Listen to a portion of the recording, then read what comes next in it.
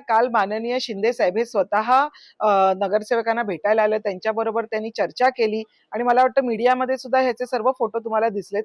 संजय राऊत हे फक्त बोलतात, हे करत काहीच नाही. काल त्यांनी सांगितलेलं की मी ताजला त्यांना जाणार आहे जेवायला. ताज हे हॉटेल सर्वांचं आहे. काल ते आले नाहीत, ना जेवायला आले, ना चहा प्यायला आले, अगदी रात्री डिनरला सुद्धा आले नाहीत. त्याच्यामुळे संजय राऊत, तुम्हाला खरंच असं वाटत असेल तर तुम्ही स्वतः येऊन बघू शकता.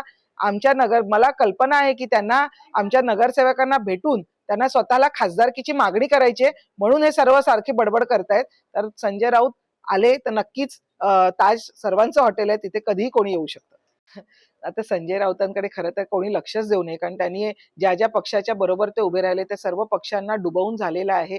मग ते उभाटा असेल, मनसे असेल किंवा एनसीपी असेल, सर्व पक्ष संपलेले आहेत. त्याच्यामुळे त्यांचं कामही संपलेले आहेत. त्याच्यामुळे ते नवीन कोणीतरी शिकार शोधत असावेत. त्यांच्याकडे लक्ष देऊ नका. उत्तर देऊ शकतील की त्यांची आता काय गरज आहे. तर अच्छा लगा, जिथे पक्षाला मिंधे म्हणून चिडवत होते तिथे आता शिंदे जी झाले. तर तुम्ही बघू शकता की यांची विचार करण्याची पद्धत आणि यांची बोलायची पद्धत ही काळानुसार कशी बदलत जाते, गरजेनुसार कशी बदलत जाते, हे तुम्हीच बघू शकता.